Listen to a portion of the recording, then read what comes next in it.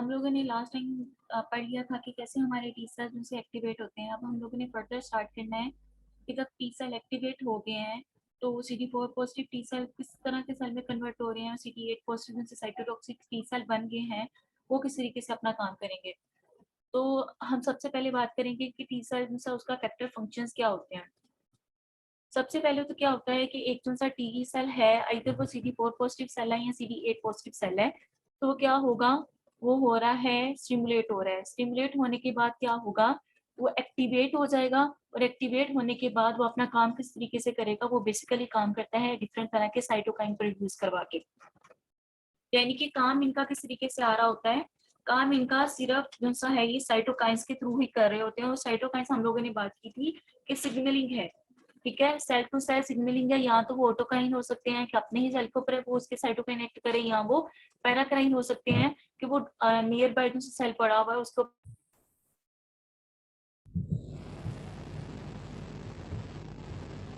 Okay, तो हम लोग बात कर रहे थे कि साइटोकाइंस की, और साइटोकाइंस ऑटोकाइन हो सकते हैं, पैराकाइन हो सकते हैं, यानी कि या तो वो अपने सेल को करेक्ट करेंगे या नियर बाय सेल को करेक्ट करेंगे। ठीक है, अब वो क्या करेंगे कि इंटरल्यूकिन जो सा 2 है ना, वो रिसेप्टर, वो हाई एफिनिटी एक रिसेप्टर होता है, ये सारे के सेल जो से है ना सेल वो एक्सप्रेस करते हैं। ठीक है, और इसके नतीजे में क्या हो रहा होता है कि इसके नतीजे में जैसे हमारे टी सेल है ना, वो ज्यादा से ज्यादा प्रोलिफरेट करके अपनी प्रोजेनी की क्वांटिटी बढ़ा रहे होते हैं, यानी कि वो क्लोनल प्रोलिफरेशन के प्रोसेस से गुजरे होते हैं। जब वो इस प्रोसेस से गुजर जाते हैं तो क्या होता है कि वो ये सारा प्रोसेस कहाँ पे हो रहा होता है, क्लोनल प्रोलिफरेशन का। ये क्लोनल प्रोलिफरेशन का जो सा प्रोसेस है ना, वो लिम्फोइड ऑर्गन्स के अंदर हो रहा होता है, सेकेंडरी लिम्फोइड ऑर्गन्स के अंदर। अब जब ये वहाँ पे एक्टिवेट हो गए हैं, वहाँ पे काफी सारी क्वांटिटी में बन गए हैं, तो क्या करेंगे, सेकेंडरी लिम्फोइड ऑर्गन से मूव करेंगे, मूव करके ये चले जाएंगे ब्लड और डिफरेंट लिम्फेटिक्स वगैरह के जरिए से उस जगह पे जहाँ पर इस टाइम पे इंफेक्शन मौजूद है। ठीक है, यानी कि इन्फेक्टेड साइट पे ये चले जाएंगे, उस साइट पे जाके फर्दर ये दोबारा फिर इनका जो सा है ना, दोबारा फिर से इनका वास्ता पड़ेगा एंटीजन प्रेजेंटिंग सेल से। यानी कि फर्स्ट टाइम एक्टिवेशन डेंटिटिक सेल ने कर दी और ये उस जगह पे पहुंच गई, जगह पे इंफेक्शन है, उस जगह पे दोबारा फिर से इनकी स्टिमुलेशन होगी एमएससी के थ्रू ही, और फिर वो ये दोबारा वहाँ पे जाके अपना काम करना शुरू कर देंगे। वहाँ पे जाके ये अपने जो से ना साइटोकाइंस रिलीज करके काम करवाना शुरू कर देंगे।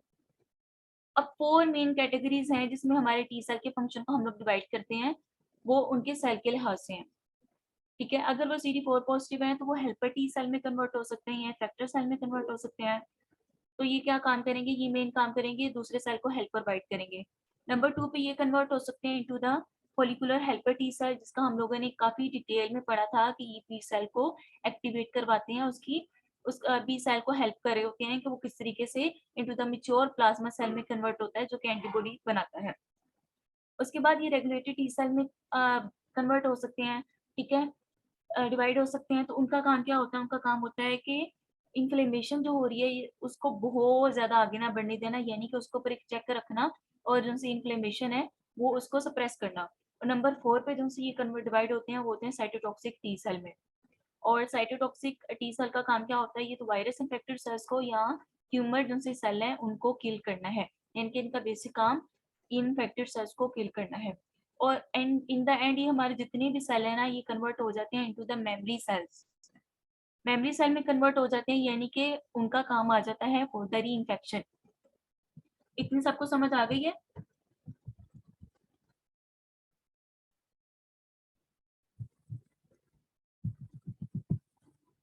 अब आप यहाँ पे देखेंगे कि ये एक डेंड्रिटिक सेल था, इन्फेक्टेड टिश्यू में इसका जो है ना वास्ता पड़ा है विद द पेप्टाइड। इसने उस वाले जो है ना पैथोजन जो है उसको पकड़ा है, उसको प्रोसेस किया और जाके ये चला गया सेकेंडरी लिम्फोइड ऑर्गन्स में।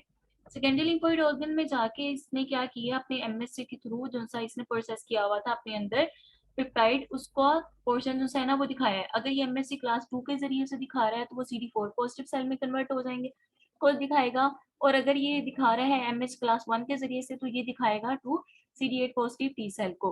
ये मेच्योर नेव सेल थे, और जब ये इसको दिखा देगा ये स्टिमुलेशन होने के बाद एक्टिवेट हो जाएंगे, क्लोनल प्रोलिफरेशन हो जाएगी, और ये कन्वर्ट हो जाएंगे इनटू द रिस्पेक्टिव सेल। या तो वे फैक्टर हेल्पर टी सेल हो सकते हैं, रेगुलेटरी टी सेल हो सकते हैं, इसके अलावा वो साइटोटॉक्सिक टी सेल हो सकते हैं, या फोलिकुलर हेल्पर टी सेल हो सकते हैं। ठीक है, ये 4 तरह के सेल हमारे पास हो सकते हैं, ये जो अभी हमने पढ़ा उसका सारा खुलासा था। अब हम लोग इनका फर्दर जो है ना डिफरेंट तरह के फंक्शन पढ़ेंगे कि ये किस तरीके से काम करते हैं। नंबर 1 पे फैक्टर या हेल्पर टी सेल। बेसिकली इनके नाम से पता चल रहा है कि ये हेल्प कर रहे हैं, और हेल्प क्या कर रहे हैं, ये इम्यून रिस्पॉन्स को क्या कर रहे हैं, इम्यून रिस्पॉन्स को हेल्प कर रहे हैं कि जिनसे डिफरेंट तरह के सेल है ना उनका फंक्शन को इनहेंस किया जा सके। ठीक है, और इनहेंस कैसे करवाएंगे, through the production of the cytokines, cytokines को प्रोड्यूस करवा के ये उनकी जो सी है फंक्शंस को इनहेंस करवाएंगे नियर बाय सेल्स की। ठीक है, अब क्या होगा कि जो सा फॉर एग्जांपल एक मेरा हेल्पर टी सेल था, वो इनकाउंटर हुआ है उसका किसी साइटोकाइन किसी भी किसी किस्म के पैथोजन के साथ, एंटीजन के साथ, वो कन्वर्ट हो जाएगा इनटू द जो सा है ना एक्टिव सेल में। अब इसमें मेरे पास डिफरेंट तरह के सबसेट आते हैं, और वो सबसेट जो से है ना हेल्पर टी सेल में किस तरीके से बनते हैं वो मेरे पास डिपेंड करता है कि कौन से वाला एंटीजन आया था और बदले में कौन से वाला साइटोकाइन रिलीज हुआ। यानी कि साइटोकाइंस की रिलीज उनसे है ना जो हमारे पास मेरे डेंड्रिटिक सेल वगैरह या मैक्रोफेजेस इसको प्रोवाइड करें हैं, उसके लिहाज से मुझे ये पता चलेगा कि मेरा जो से हेल्पर टी सेल है ना वो कौन से वाले सबसेट में कन्वर्ट होगा। इसकी एग्जांपल आप ये ले लें कि अगर जो सा डेंड्रिटिक सेल है ना वो इंटरल्यूकिन 12 जो है ना वो सक्रीट करवा रहे हैं, तो मेरा जो सा हेल्पर टी सेल है ना वो सबसेट TH1 बनेगा। सही है, यानी कि ये काम किस तरीके से कर रहे हैं, ये काम करवा ये जो सा इसका सबसेट बन रहे हैं ना वो इस तरीके से बन रहे हैं कि जो सा एंटीजन प्रेजेंटिंग सेल था उसकी वजह से साइटोकाइन कौन सा रिलीज हुआ है। सही है, उसने कौन सा वाला साइटोकाइन रिलीज करवाया है।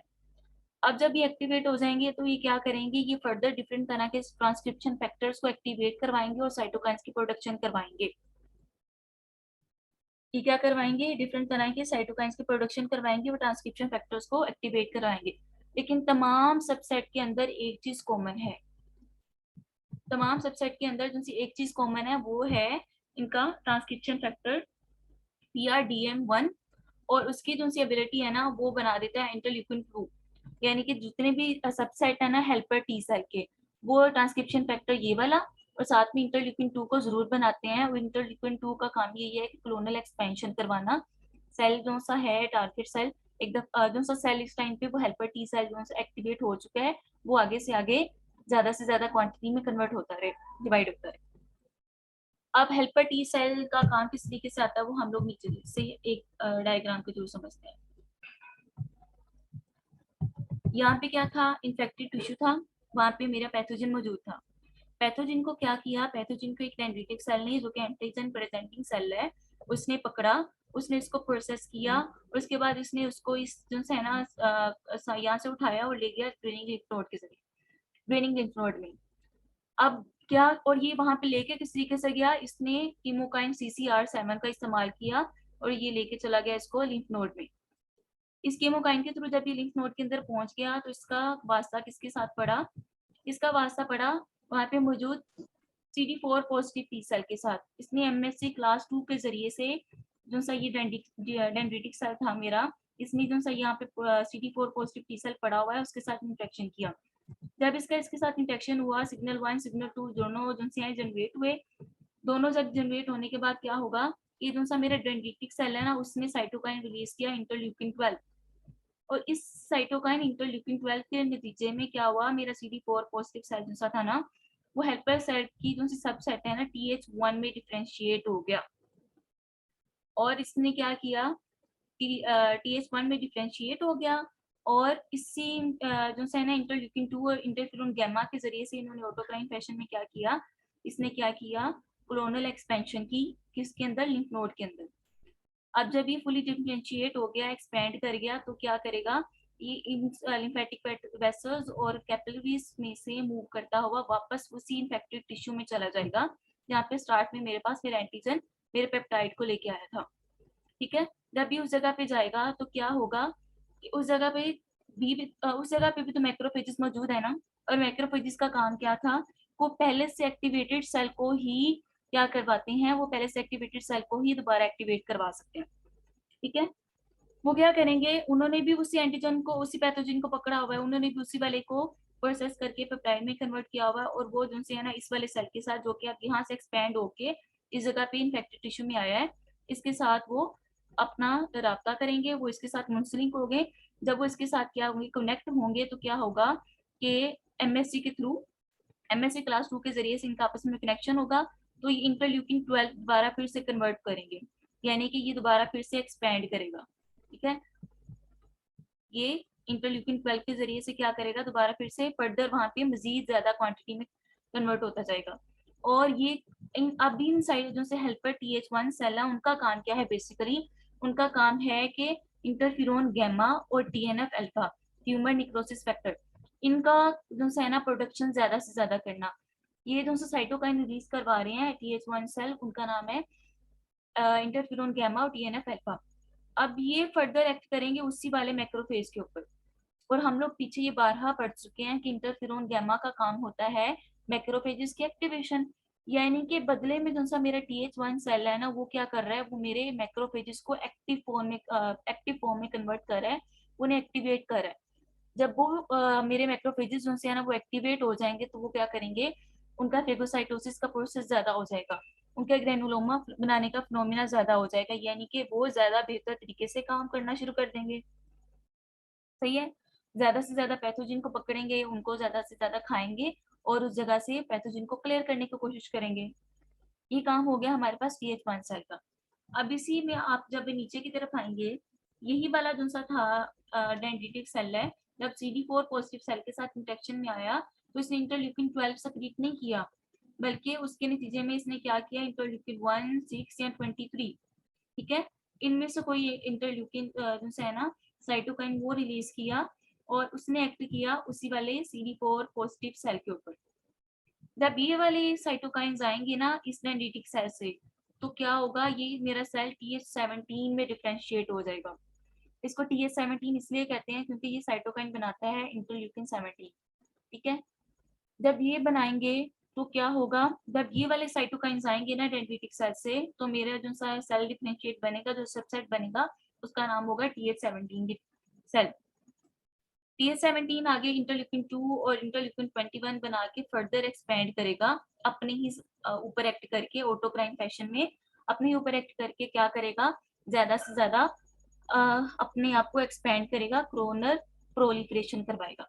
जब ये यहाँ पे एक्सपेंड करेंगे, तो यहाँ से मूव कर जाएंगे इनटू द वापस इन्फेक्टेड टिश्यू में, क्योंकि इनका काम तो बेसिकली वहीं पे है। अब वहां पे जाके बिल्कुल यहीं पे, जैसे यहाँ पे इनका मैक्रोफेजेस से हुआ था, तो यहाँ पे भी मैक्रोफेजेस के साथ इनका इन्फेक्शन होगा। जब इनका इस जगह पे इन्फेक्शन होगा, तो मैक्रोफेजेस ने इंटरल्यूकिन 6 और 23 के जरिए से फर्दर इनकी क्या करवाएंगे, इनको डिफरेंशिएशन करवाएंगे, और ये इंटरल्यूकिन 17 बन रहे हैं। इंटरल्यूकिन 17 किसके जरिए से बन रहा है, इंटरल्यूकिन 17 मैंने अब यहाँ पे भी आपको बताया था कि इसका नाम ही TH17 इसलिए रखा गया है क्योंकि ये साइटोकाइन बनाता है इंटरल्यूकिन 17। कौन बनाते हैं, जो से हमारे सेल बने हैं CD4 पॉजिटिव TH17 सेल में कन्वर्ट हुए हैं। ठीक है, अब ये बनाएंगे इंटरल्यूकिन 17 जो कि एक्ट करेगा मैक्रोफेजेस पे, और ये क्या करेगा इंटरल्यूकिन 17, और साथ में ये एक और जो है ना साइटोकाइन बनाएंगे जिसे कहते हैं इंटरल्यूकिन 22। अब इंटरल्यूकिन 17 करेगा एक्ट हमारे मैक्रोफेजेस पे, उनको क्या करवाएगा, उनको एक्टिवेट करवाएगा, उनका फेगोसाइटोसिस का जो है ना, फेगोसाइटोसिस को स्टिमुलेट करेगा। और नंबर 2 पे जो इंटरल्यूकिन 22 बनाया है, उसने काम क्या करना है, उसने जो यहाँ पे मौजूद है मेरे पास बैरियर पे म्यूकोजल सेल्स वगैरह, एपिथेलियल की जो सेल है ना, उनकी प्रोडक्शन को ज्यादा कर देगा। सही है, इसके बाद उसे है ना मेरे इंटरल्यूकिन 6 और 23 वगैरह ये क्या करेंगे, ये इंटरल्यूकिन 1, 6 वगैरह ये एज अ कीमोकाइन एक्ट करेंगे। जब ये एज अ कीमोकाइन एक्ट करेंगे, तो ये क्या करेंगे कि ज्यादा से ज्यादा न्यूट्रोफिल्स को और दूसरे सेल को जो कि मेरे पास मेरे इम्यून सिस्टम का पार्ट है, उनको इस जगह पे लेके आएंगे, और लेके आएंगे मकसद ये होगा कि वो ज्यादा से ज्यादा पैथोजन के अगेंस्ट फाइट कर सकें और उसको उस जगह से क्लियर कर सकें। अभी तक हम लोगों ने पढ़ा TH1 और TH17। अब हम लोग पढ़ते हैं TH2 सेल। ठीक है, TH2 के बारे में पढ़ते हैं।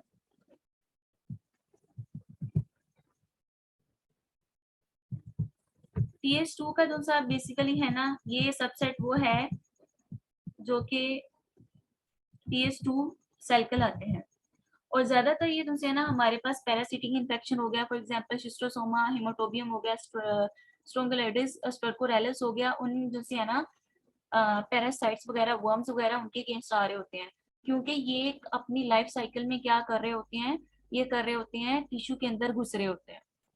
ये अपनी लाइफ साइकिल में ये वाले जो से पैरासाइट है ना, ये घुस रहे होते हैं टिश्यू के अंदर, उस जगह पे जाके इन्फेक्शन कोज कर रहे होते हैं।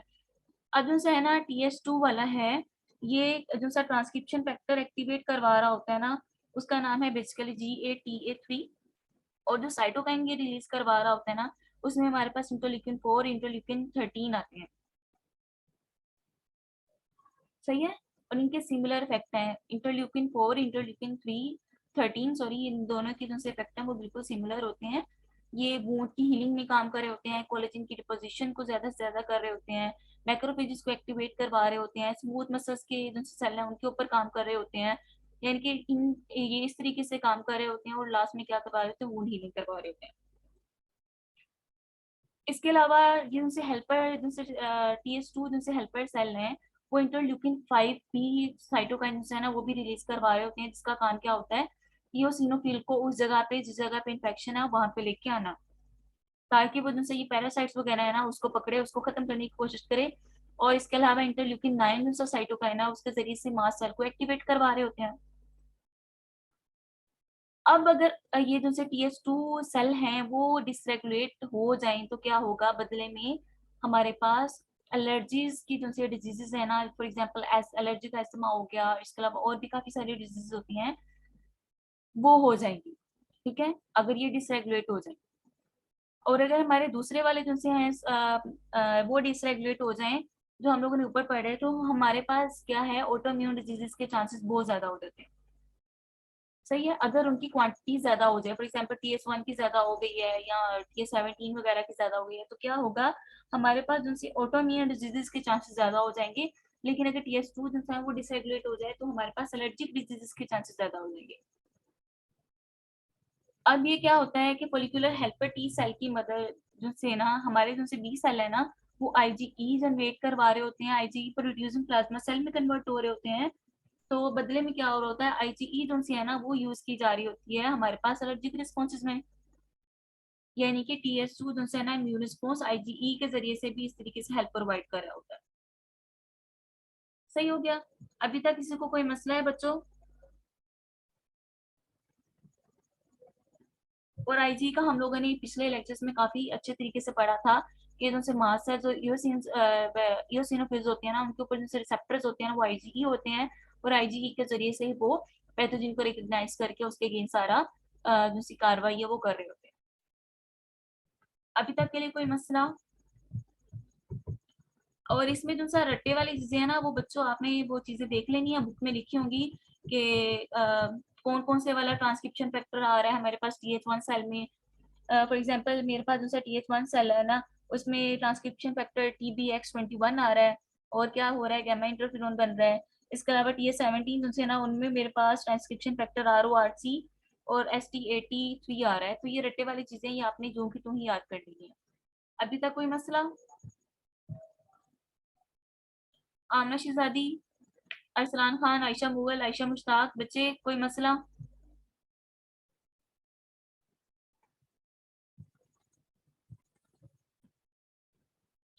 ओके, फर्दर हम लोग मूव करते हैं towards the follicular helper T cells, जिनका हम लोगों ने बी सेल की एक्टिवेशन में काफी अच्छे तरीके से पढ़ा था कि फॉलिकुलर हेल्पर टी सेल जो है ना किस तरीके से काम कर रहे होते हैं। ये भी मेरे पास एक जो है ना CD4 पॉजिटिव जो सेल है, उनकी एक टाइप आ जाती है फॉलिकुलर हेल्पर टी सेल। इनको फॉलिकुलर क्यों कहते हैं? क्योंकि जो से मेरे बी सेल होते हैं ना, वो बी सेल फॉलिकल के अंदर होते हैं, और जो से ये वाले सेल है ना हेल्पर टी सेल, ये क्या करते हैं, ये मूव करते हैं to the follicle, B cell follicle, किसके जरिए से, CXCR5 के थ्रू। और उस टाइम पे ये CCR7 जो है ना उसको कम कर देते हैं, और CXCR5 को ज्यादा करके मूव कर जाते हैं इनटू द फॉलिकल। और उस फॉलिकल में क्या होते हैं, मेरे बी सेल होते हैं। बी सेल के साथ इनकी इन्फेक्शन होती है, और जब इनकी इन्फेक्शन बी सेल के साथ होती है, तो ये बी सेल को हेल्प करते हैं कि वो कन्वर्ट हो जाए into the mature plasma cell, जो कि एंटीबॉडी सक्रिय करते हैं। अब जो है ना follicular helper T cell interleukin 21 बना रहे होते हैं, ठीक है। और जो से इनका ट्रांसक्रिप्शन फैक्टर है ना,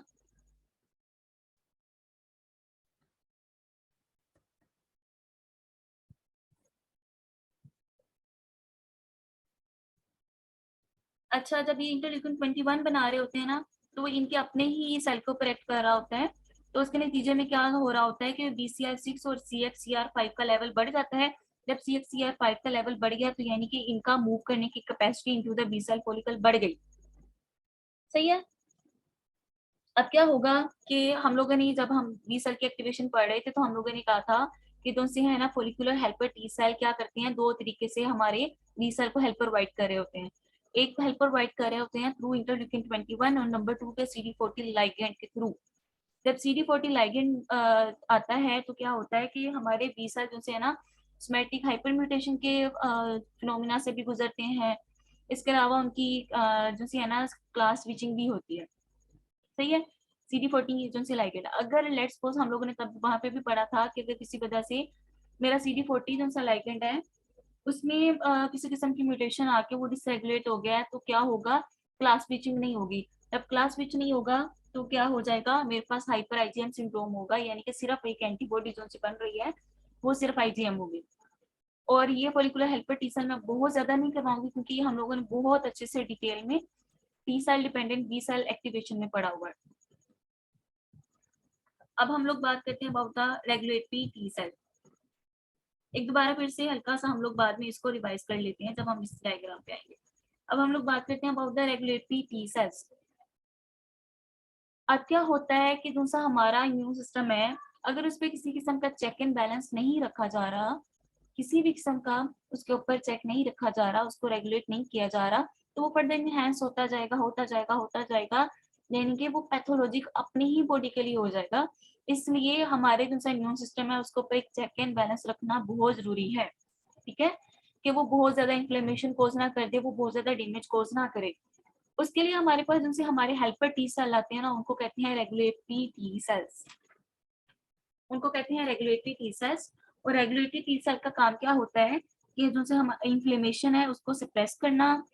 सही है, इन्फ्लेमेशन को सप्रेस करना, इन्फ्लेमेशन बहुत ज्यादा ना हो जाए। इम्यून रिस्पॉन्स को ये लिमिट करते हैं कि इम्यून रिस्पॉन्स बहुत ज्यादा ना चला जाए। और इसके अलावा जो से है ना ये रेगुलेशन इस तरीके से भी कर रहे होते हैं कि जो हमारा इम्यून सिस्टम है ना वो ऑटो इम्यूनिटी की तरफ ना चला जाए, कि वो अपने ही एंटीजन के अगेंस्ट एक्ट करना ना शुरू कर दे, वो अपने ही जो से है ना एंटीजन के अगेंस्ट एक्ट करना ना शुरू कर दे। सही है, इस लिहाज से ये हम लोगों को हमारी बॉडी को बचा रहे होते हैं फ्रॉम द ऑटोइम्यून डिजीजेस। अब जो ये ट्रांसक्रिप्शन फैक्टर एक्सप्रेस कर रहे होते हैं ना वो FOXP3 है।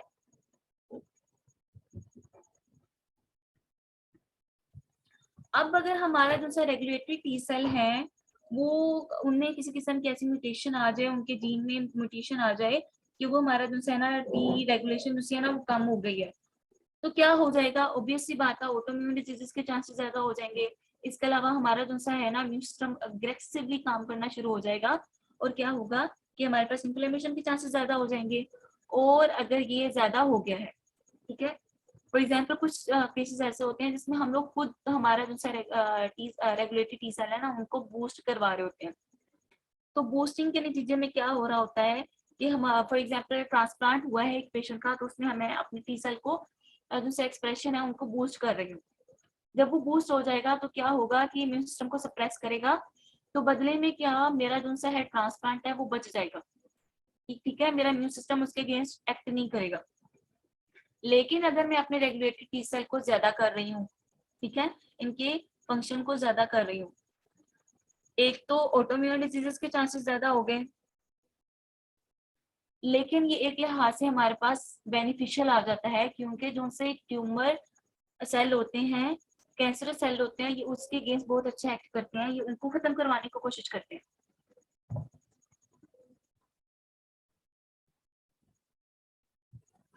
बच्चे डाउन रेगुलेशन का मतलब होता है किसी चीज को कम कर देना। ठीक है, मैंने अभी यहाँ पे बात की थी ये कीमोकाइन की CCR7 की। अगर ये डाउन रेगुलेट हो रहा है ना तो यानी कि इसकी रेगुलेशन कम हो रही है, ये कम क्वांटिटी में बन रहा है। और अगर मैं कहूँ कि CXCR5 की अप रेगुलेशन हो रही है, यानी कि इसकी क्वांटिटी बढ़ाई जा रही है, इसका सेल सरफेस के ऊपर जो है ना इसके रिसेप्टर्स को बढ़ाया जा रहा है। अप रेगुलेशन का मतलब होता है किसी चीज का जो है ना इफेक्ट को ज्यादा करना, और जो है ना डाउन रेगुलेशन का मतलब ये होता है कि उसका कम करना। ओके, अब हम लोग रेगुलेटरी टी सेल की बात कर रहे थे कि हमारा ये अगर ये इस ये काम हो रहे हैं, ये कम कर रहे हैं या खुद कर रहे हैं या हो रहे हैं, तो बेनिफिशियल एक तो डेंजर्स इसलिए हाथ से आ रहे हैं कि वो क्या कर रहे हैं, वो हमारे जो है ना ऑटोइम्यून डिजीज कॉज कर रहे हैं, जो हम लोग पहले बात की। लेकिन अगर वो कम हो रहा है, ये helper T cell, regulatory T cell जो है हेल्पर रेगुलेटरी टी सेल अगर कम हो रहे हैं, तो क्या हो रहा है कि वो हमारे पास जो काम कर रहे हैं, बेनिफिशियल काम कर रहे हैं, उसमें ये है कि वो जो सी हम इम्यूनोथेरेपी दे रहे होते हैं कैंसर के अगेंस्ट। कैंसर में ऐसा होता है कि कैंसर सेल को हम लोग अपने इम्यून सिस्टम के सेल के जरिए से किल करना चाह रहे होते हैं, किल करते हैं।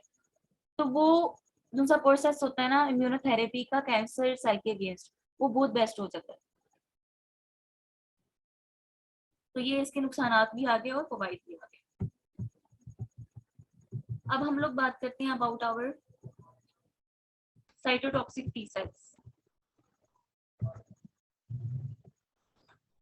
साइटोटॉक्सिक टी सेल का दूसरा नाम जो है ना साइटोटॉक्सिक टी लिम्फोसाइट भी होता है, या इनको हम लोग शॉर्ट फॉर्म में TTL भी कहते हैं। और ये स्टिमुलेट किसके जरिए से होते हैं, MSC क्लास 1 के थ्रू। और MSC क्लास 1 जो हमारे पास तमाम न्यूक्लिएटेड जितने भी सेल हैं हमारी बॉडी के अंदर, तमाम सेल्स के ऊपर मौजूद है, यानी कि तमाम न्यूक्लिएटेड सेल के पास एबिलिटी है वो साइटोटॉक्सिक जो CD8 पॉजिटिव टी सेल है ना उनको स्टिमुलेट करवा सके और उनको एक्टिवेट करवा सके, जितने भी हमारे पास हमारी बॉडी के न्यूक्लिएटेड सेल्स हैं। लेकिन उसे MSC क्लास 2 है ना वो सिर्फ 2 के ऊपर मौजूद है। कैंसर इम्यूनोथेरेपी की बात की है मैंने बच्चे, मैंने बात की है कि जैसे इम्यूनोथेरेपी यानी कि इम्यून सिस्टम को यूज करके हम लोग थेरेपी करते हैं। उस अगर अगर मैं कैंसर के अगेंस्ट इम्यूनोथेरेपी को यूज कर रही हूँ तो उसका मकसद ये आएगा कि मेरा जो इम्यून सिस्टम है ना, इम्यून सिस्टम के सेल हैं वो एक्ट करेंगे अगेंस्ट द कैंसरस सेल और उनको खत्म करवाने की कोशिश करेंगे। तो इसको कहते हैं कैंसरस इम्यूनोथेरेपी। और जब मेरा जो है ना रेगुलेटरी टी सेल कम हो गए हैं, एक तो ऑटोइम्यून डिजीज बढ़ गई है, लेकिन एक लिहाज से वो बेनिफिशियल इस तरीके से आ रहे हैं कि कैंसर इम्यूनोथेरेपी जो है ना उसमें हम लोग उसको यूज कर सकते हैं, क्योंकि इनके ऊपर कोई चेक एंड बैलेंस नहीं रह गया, वो रेगुलेट नहीं हो रहे हैं, वो सप्रेस नहीं हो रहे हैं। जब वो सप्रेस नहीं हो रहे हैं तो अनकंट्रोल्ड इन कैंसरस सेल्स को खत्म करेंगे। सही हो गया? आयशा मुश्ताक बच्चे, is that okay? Yes ma'am. Okay, तो अभी हम लोग बात कर रहे थे about our cytotoxic T sales की। तो मैंने बात की कि MSC क्लास 2 जो है ना वो हमारे पास प्रोफेशनल एंटीजन प्रेजेंटिंग सेल्स जो है ना सिर्फ उनके ऊपर ही मौजूद हैं, जिनमें मैक्रोफेजेस, डेंड्रिटिक सेल्स और बी सेल्स आते हैं। लेकिन जितने भी न्यूक्लिएटेड तमाम न्यूक्लिएटेड सेल्स के ऊपर MSC क्लास 1 मौजूद होती है और वो हमारे CD8 पॉजिटिव टी सेल को एक्टिवेट करवाते हैं। अब हम लोगों ने जब साइटोटॉक्सिक टी सेल की बात की थी पीछे, तो हम लोगों ने कहा था कि इनको सिग्नल 1 प्लस सिग्नल 2 के साथ साथ इन CD4 पॉजिटिव जो टी सेल है ना उनकी हेल्प चाहिए होती है, ताकि जो ना बहुत ज्यादा इनकी एक्टिवेशन ना हो और ये हमारी बॉडी के लिए हार्मफुल ना हो। तो वो ये हेल्प जो है ना CD4 पॉजिटिव टी सेल कैसे प्रोवाइड कर रहे होते हैं, बाय द साइटोकाइन जो है ना इंटरल्यूकिन 2 के जरिए से, और वो इनकी क्लोनल एक्सपेंशन करवाता है। अब ये एक्ट करते हैं against the virus infected cells plus tumour infected cells, और इसका सारा प्रोसेस हम लोग इस यहाँ से समझते हैं। फॉर एग्जाम्पल एक जो सा था ना जो सा ना इन्फ्लेम टिश्यू था जहाँ पे इन्फेक्शन हुआ है, मैक्रोफेजेस ने भी वो उस एंटीजन को पकड़ा है, पैथोजन को पकड़ा है, और इसने भी पकड़ा है, ठीक है, डेंड्रिटिक सेल ने भी। अब इन्होंने क्या किया कि जब ये पकड़ के उसको प्रोसेस करके फर्दर कहाँ ले गए, लिम्फ नोड के अंदर। ये सारी चीजें बार बार रिपीट हो रही है। अब वहां पे जाके इनका जो है ना सामना होगा किसके साथ, हमारे सॉरी बच्चों,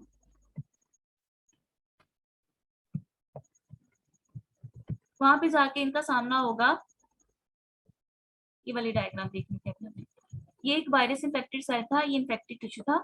अब ये जो है ना जब ये विरियन इस सेल में से निकला तो ये डेंड्रिटिक सेल ने इसको पकड़ा। हम लोग साइटोटॉक्सिक टी सेल की बात करें। अब ये डेंड्रिटिक सेल ने इस विरियन को पकड़ा, इसको प्रोसेस करके ये क्या किया इसने, डिफरेंट CCR साइमेट्री के जरिए से, जैसे हम लोग पीछे पढ़ते आए हैं, इसने ये ले गया किसके अंदर, लिंफ नोड के अंदर।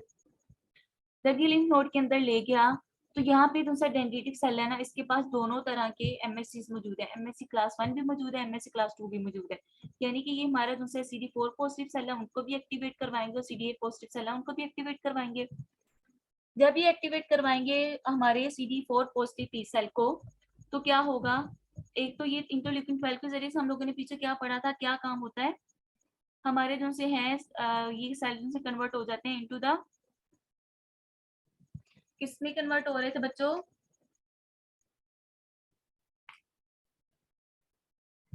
TH1 में डिफरेंशिएट हो रहे थे ना, सही हो गया। तो ये हो रहे थे TH1 में, तो बदले में TH1 अनुसार जब ये डिफरेंशिएट हो गया तो क्या करेगा, ये इंटरल्यूकिन 2 जो है ना सक्रीट करवाएगा, और दूसरी साइड पे जो MSC क्लास 1 के जरिए जो CD8 पॉजिटिव सेल के साथ इसने इंटरेक्शन किया हुआ है डेंड्रिटिक सेल ने, उसके ऊपर एक्ट करेगा और क्या करवाएगा, उसकी क्लोनल एक्सपेंशन करवाएगा। सही है, उसकी करवाएगा क्लोनल एक्सपेंशन। अब जो CD4 पॉजिटिव सेल है ना, कुछ जो है ना फॉलिकुलर हेल्पर टी सेल में भी कन्वर्ट होंगे। जब ये फॉलिकुलर हेल्पर टी सेल में कन्वर्ट होंगे तो इन ये बी सेल फॉलिकल के अंदर जाके, आपको नजर आ रहा है कि बी सेल फॉलिकल के अंदर फॉलिकुलर हेल्पर टी सेल भी है, इनका इंटरेक्शन होगा विद द बी सेल के साथ। बी सेल के साथ जब इनका इंटरेक्शन होगा तो follicular follicular helper T cell इनको हेल्प प्रोवाइड करेंगे और ये फर्दर कन्वर्ट हो जाएंगे into the mature plasma T cell के अंदर। सही है, और क्या होगा, अब यहाँ पे क्या होगा कि जो क्लोनल एक्सपेंशन की हुई है मेरे साइटोटॉक्सिक जैसे CD8 पॉजिटिव टी सेल है, जब ये क्लोनल एक्सपेंशन करेंगे तो ये फर्दर मूव कर जाएंगे इनटू द इन्फेक्टेड टिश्यू। जब ये इन्फेक्टेड टिश्यू के अंदर मूव कर जाएंगे तो वहां पे जाके ये उस सेल को किल करेंगे, या तो ये परफोरियंस प्रोटीजेस वगैरह यूज करेंगे और डिफरेंट तरह के जो भी काम यूज करेंगे ना, उसके जरिए से इनका बेसिक काम यही होगा कि तुमसे ना वायरस इन्फेक्टेड सेल है उसको किल करवा सके।